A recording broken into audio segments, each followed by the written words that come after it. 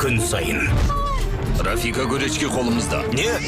Неде тұрсың өзің? Анаңның жанын 5 миллион лираға бағалап отыр. Кездейсоқ қиындықтың нәтижесі. Кәсіпкер әйел болу осыншалықты қиын істеп кім ойлаған? Дәмхананың жұмыстары қайда қашан? Біздің мұнда қандай күйде отырғанымызды білесіңдер ме? Ұят емес пе қызым? Мүлде басқа бағытқа жұмсайды. Хасиба үшін неліктен 5 миллион берейін? Ол тек құдағиымыз, басқа туыстық байланысымыз жоқ. Жер телефондан. Біз ақша береміз, қызым. Бірақ әрқашан кінәлі. Құтты болсын, қызым. Ой, бұрмай, рахмет әке. Қазіргі сәтті сатқындықтың айғағы ретінде жадымда сақтайым. Сізге кім сатқындық жасады?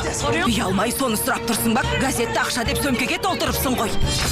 Жазықсыз жүрек. Жемал әкем ақшаның орнына газеттің қиындысын салды. Мүмкін емес.